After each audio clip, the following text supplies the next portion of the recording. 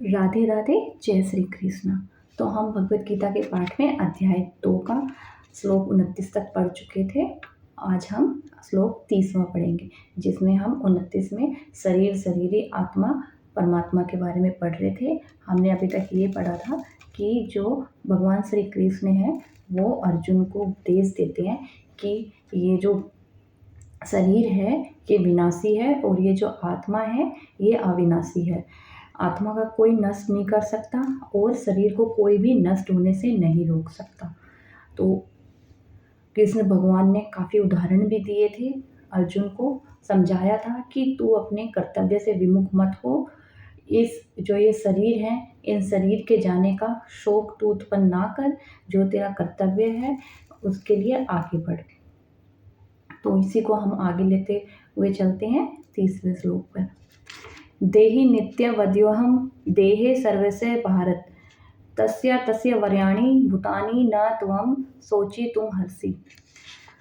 इसमें बताते हैं कि मनुष्य, देवता, पशु, पक्षी, कीट, पतंग आदि स्थावर जंगम संपूर्ण प्राणियों के शरीर में यह देही नित्य अवध्यय अर्थात अविनाशी है।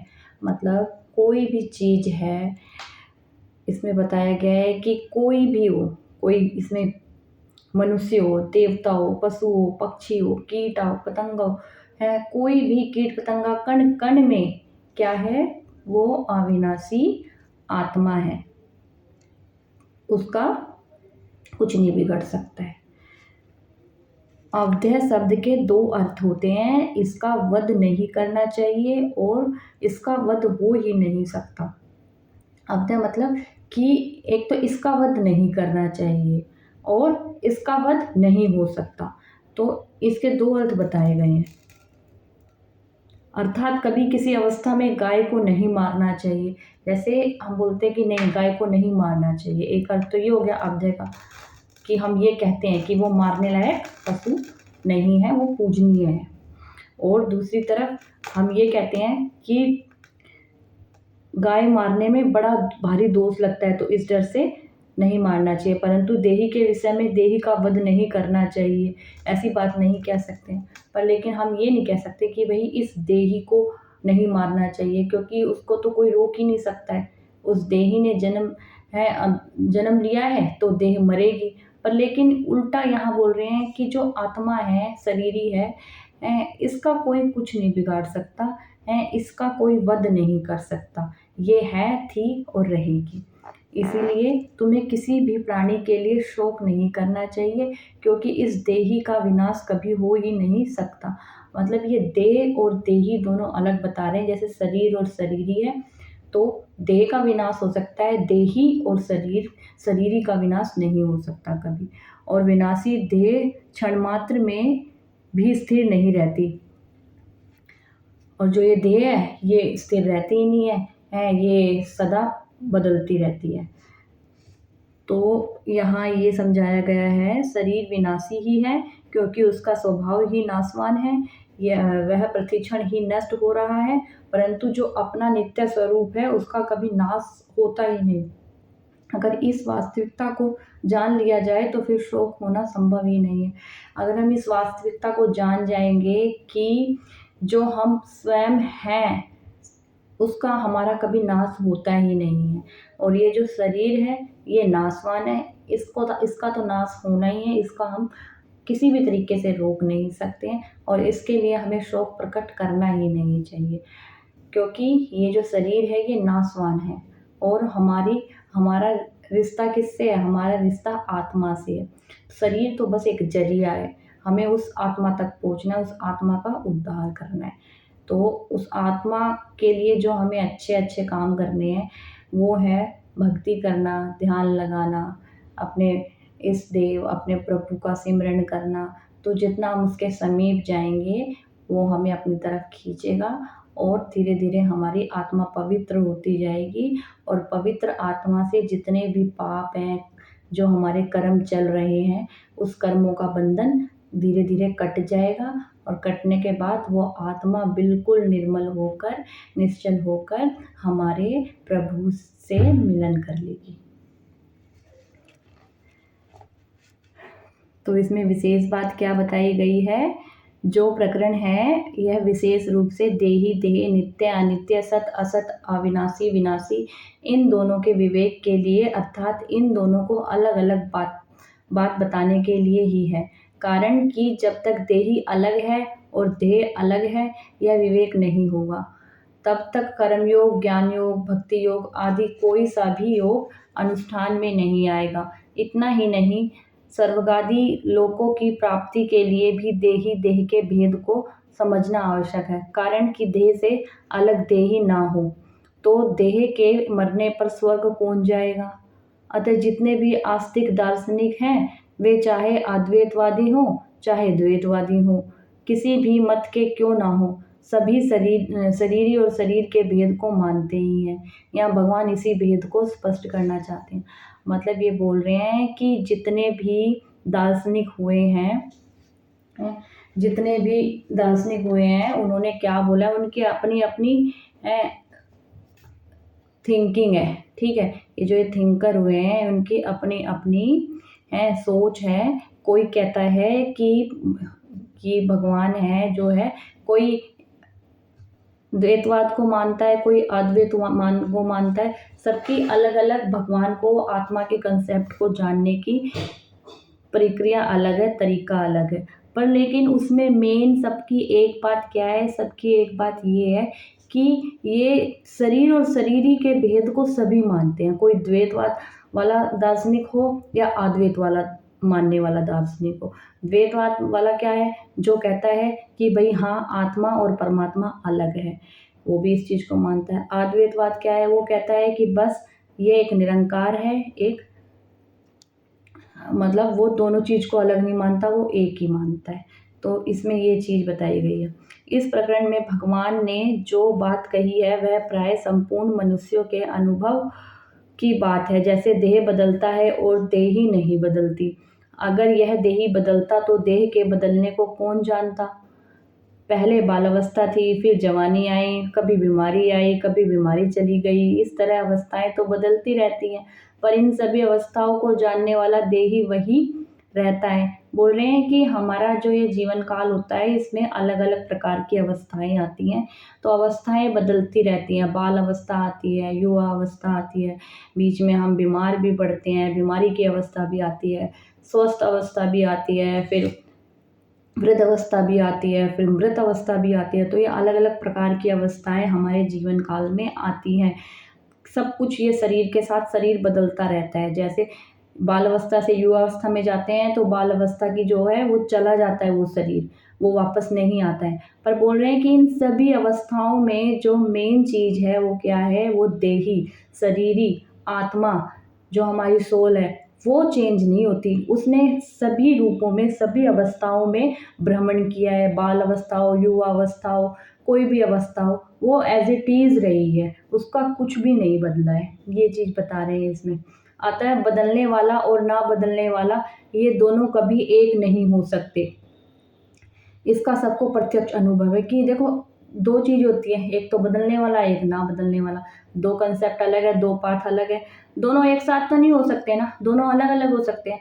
तो शरीर तो बदलता है, आत्मा नहीं बदलती है, तो दोनों एक कैसे हो गए, दोनों एक हो ही नहीं सकते हैं। तो हमें एक के फेवर में चलना ही पड़ेगा। अगर हम एक के फेवर में नहीं चलेंगे तो हम हरदम दुख भोगेंगे। अगर हम दोनों को एक समझेंगे, हम सोचेंगे कि नहीं शरीर आत्मा एक है, तो नहीं, शरीर और आत्मा एक नहीं होती है, दोनों अलग होती है।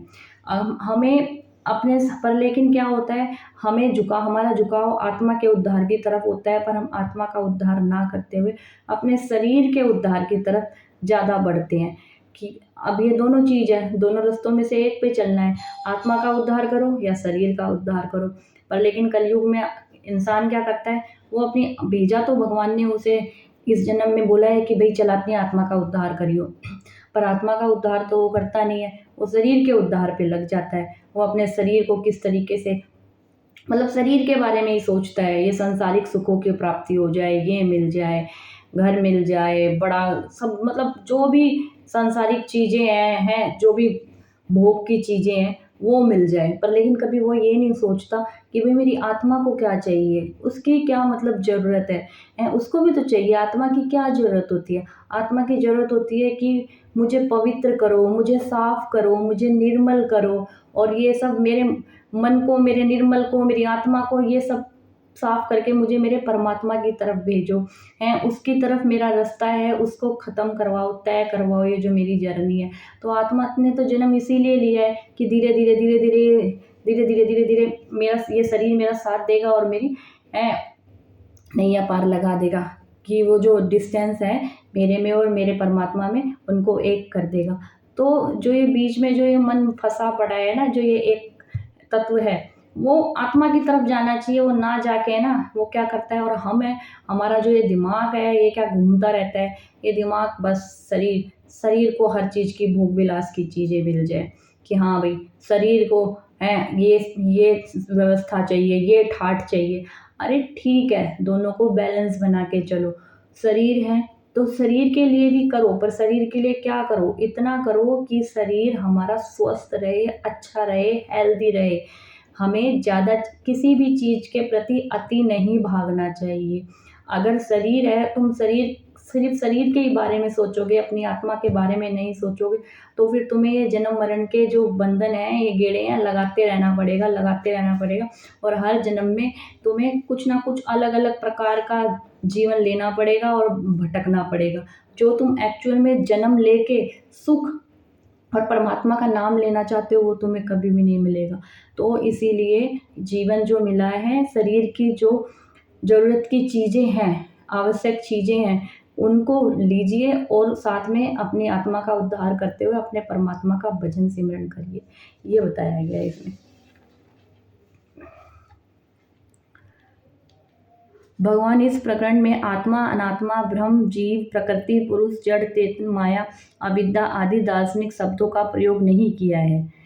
कारण कि लोगों ने दार्शनिक बातें केवल सीखने के लिए मान रखी हैं, उन बातों को केवल पढ़ाई का विषय मान रखा है। इसको दृष्टि में रखकर भगवान ने इस प्रकरण में दार्शनिक शब्दों का प्रयोग न करके देह देही, शरीर शरीरी, असत सत, विनाशी अविनाशी शब्दों को ही प्रयोग किया गया है।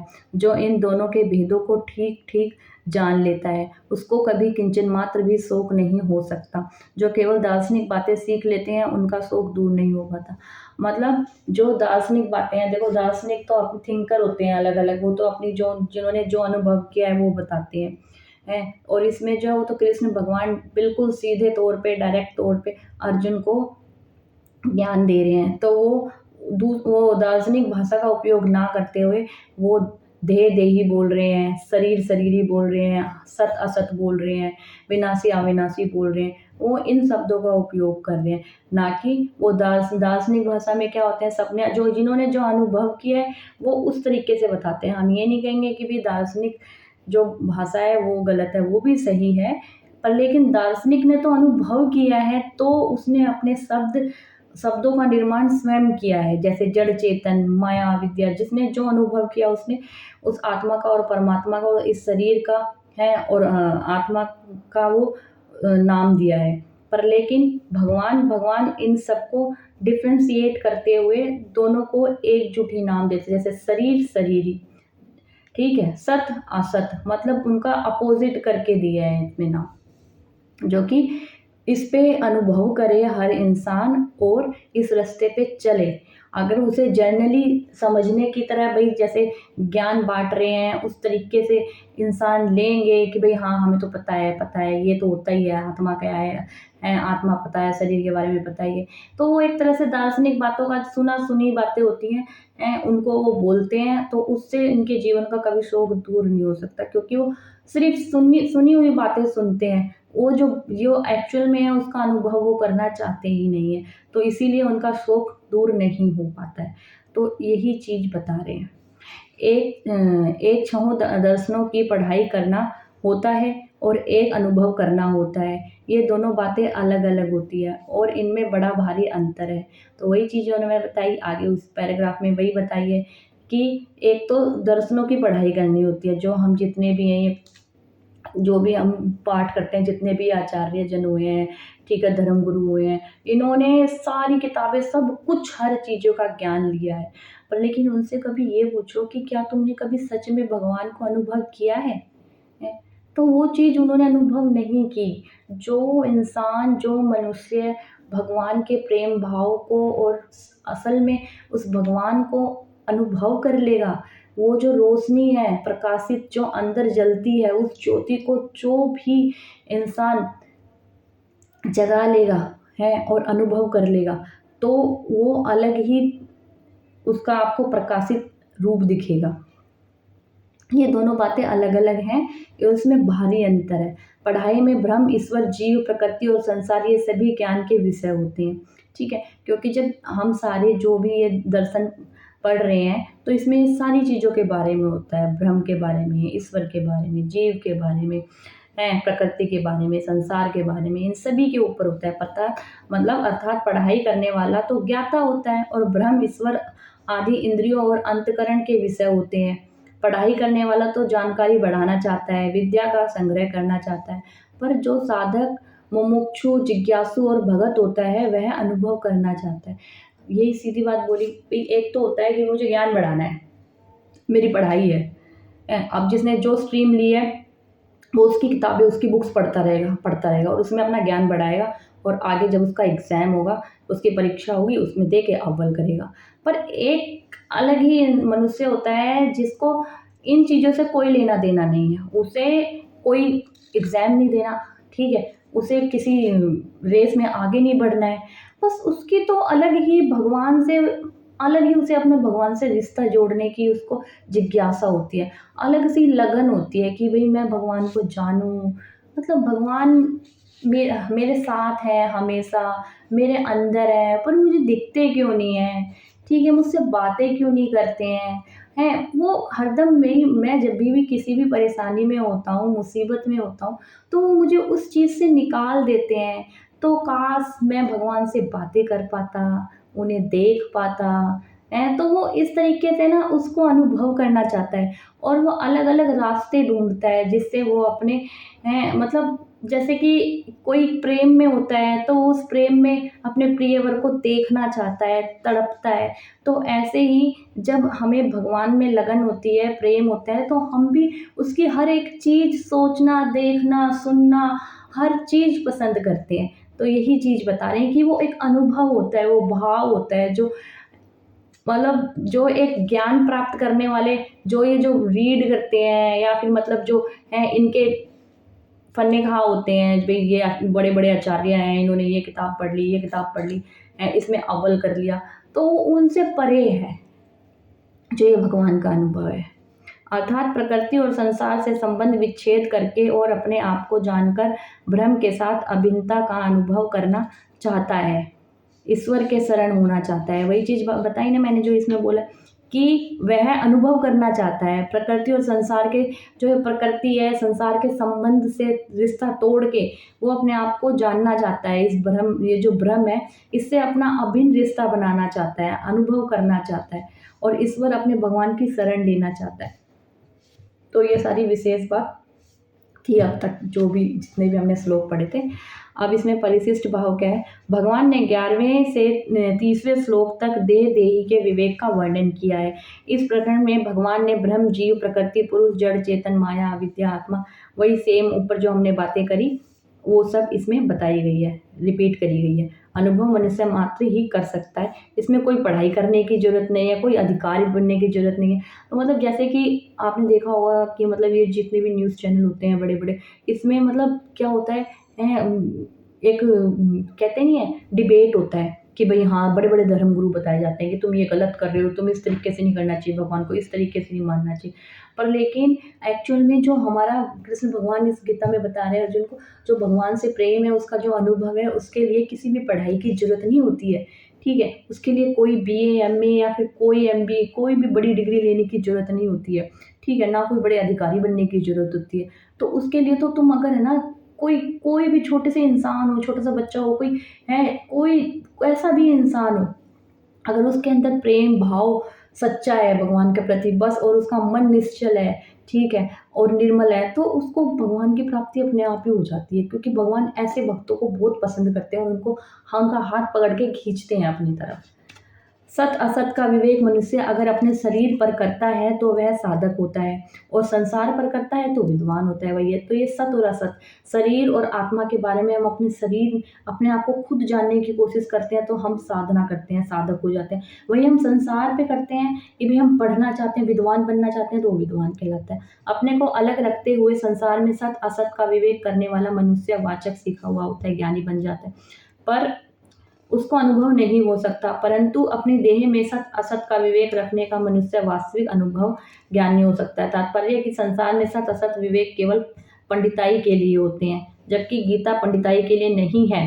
इसलिए भगवान ने दार्शनिक शब्दों का प्रयोग ना करके देह देही शरीर शरीरी सामान्य शब्दों का प्रयोग किया है। जो संसार में सत असत का विचार करते हैं वह अपने को अलग रखते हैं, अपने को ज्ञान का अधिकारी मानते हैं, परंतु अपने देह देही का विचार करने में मनुष्य मात्र ज्ञान प्राप्ति का अधिकार होता है, अनुभव करने के लिए। मतलब उसके लिए किसी पंडिताई की जरूरत नहीं होती है। देह देही का विवेचन उपयोगी है और सीखने के लिए तो तत्व विवेचन उपयोगी है, इसलिए साधक अनुभव करता है। ठीक है, शरीर केवल कर्म करने का साधक है और कर्म केवल संसार के लिए ही होता है। जैसे कोई लेखक जब लिखने बैठता है तो साधक को कर्म करते समय, एक मिनट, हाँ, लिखने बैठता है तो लेखनी को ग्रहण करता है, और जब लिखना बंद करता है तब लेखनी को यथास्थान रख देता है। ऐसे ही साधक को कर्म करते समय शरीर को स्वीकार करना चाहिए और कर्म समाप्त होते ही शरीर को जो का त्यों रख देना चाहिए, उसे असंग हो जाना चाहिए। कारण कि अगर हम कुछ भी ना करें तो शरीर की क्या जरूरत है। तो ये जो बताया गया है परिशिष्ट भाव है, ये सारे जितने भी 11 से लेके 30 श्लोक हैं उनका परिशिष्ट भाव जो पढ़ा है वो इसमें बता रहे हैं। तो इसमें ये है 4 पेजों का है, तो हम इसको आज यहीं विराम देते हैं। इसके जो ये लास्ट के जो पेज हैं ये हम कल पढ़ेंगे, क्योंकि वीडियो ज़्यादा लंबी हो जाएगी और फिर हम लोग समझ नहीं पाएंगे कि भगवान श्री कृष्ण क्या कहना चाहते हैं, क्योंकि हमें भी ये चीज़ें अनुभव करनी है और बड़े प्रेम से जाननी है कि भगवान की ये बातें हैं, भगवान अपने मुख से बोल रहे हैं श्री कृष्ण भगवान अर्जुन को, तो हमें भी उनकी एक एक बातों को ध्यान से सुनना है, ध्यान से पढ़ना है। तो बेशक हमें कितना ही टाइम लगे तो हम धीरे धीरे धीरे धीरे करेंगे। जय श्री कृष्ण, राधे राधे।